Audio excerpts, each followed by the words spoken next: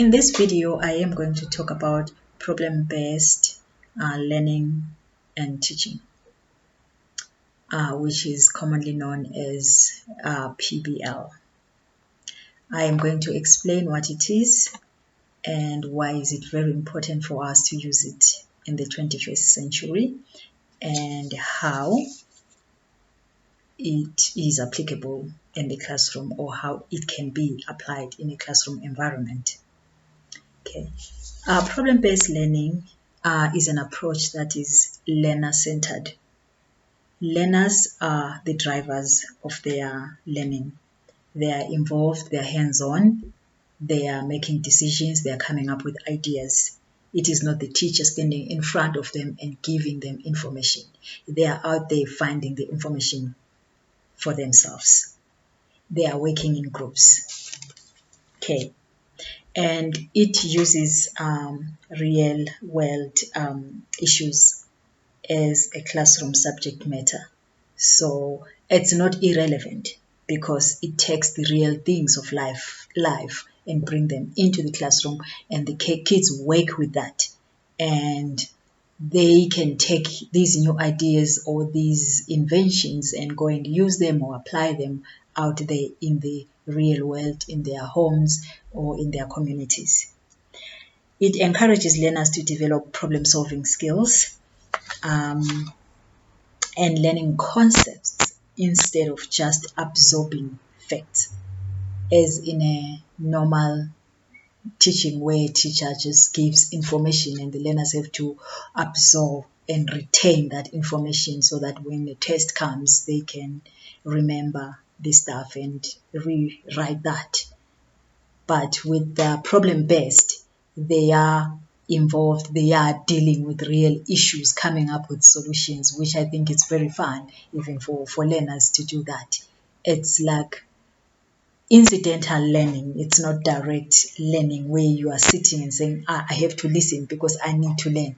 You are involved, you are doing something, and it's fun. You are working with your friends, you are working in a group, you are not on your own. There is encouragement within the members of the group. There is like exchanging ideas. So it's very nice for the learners, and learners get to make their own decisions while they're doing their projects or assignments, where they are in a position to defend their decisions, like this is how we came to this conclusion, or this is why we decided we are going to do this. See, it empowers them to support their ideas, to stand up for their ideas. Now I'm going to talk about how it can be applicable. Why is it important that we use this kind of teaching in classrooms? It covers all the requirements or the categories of the Bloom's taxonomy, which is important, where kids have to learn to remember, understand, apply, analyze, and evaluate and create stuff. Through PBL, kids can learn to can gain these skills, or they can apply them all around. And also, it helps learners to develop these skills for living in a knowledgeable base, highly technological society. We are living in the 20th century where things have changed. We are living in a global world. The world has become this one thing. Kids interact with kids from all over the world. So they need skills, communication skills. They need all these skills. We know in the classroom, they acquire skills like your reading, writing, and math skills, but more is required now because there are highly complex problems out there in the world that need to be solved. So we need to prepare our kids for these for the times that they're out there in the world.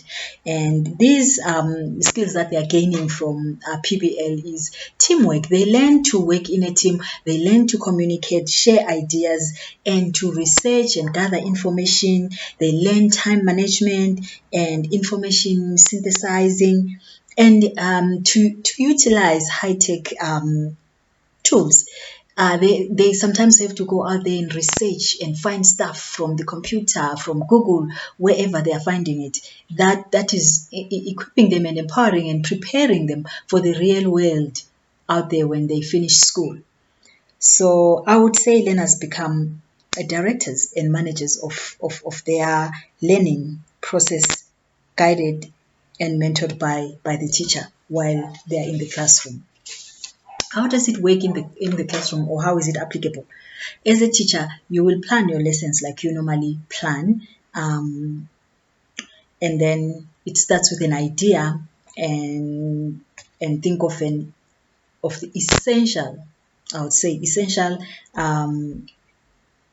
question that will launch the activities, and then think of the materials and resources you will need or will be accessible to the learners. Accessible to the learners, that is very important, because they are the one who are doing the activity, the task, or the project. So the resources must be readily and accessible for them. And also start with the essential question, as I said, one that will engage the learners, and then it should pose a problem that they need to tackle or to resolve. Remember, there is no one right answer or resolution. Allow kids to play around with things. And then create a schedule and be flexible in terms of your time. Consider how much time learners will need to finish or to complete the task at hand. Remember also to set deadlines for them so that they don't take too much time, and also provide guidance when the learners are doing their projects. Be there to support them and monitor to see that they're doing the right thing. In terms of assessing the work, it will depend on what project or activity or task you have given them. And if you have done your assessment, remember to give feedback on how well they understood and what they need to, and on what they need to improve, and also evaluate the experience. They need to evaluate their experience, take time to reflect on what they learned and suggestions, and share ideas and share their feelings and their experiences while they were doing these different while they were doing their tasks in their different groups. So I would say I really like this kind of teaching, because it's not about me, the teacher. The learners are being empowered and being prepared for their future. Thank you so much for listening to my video.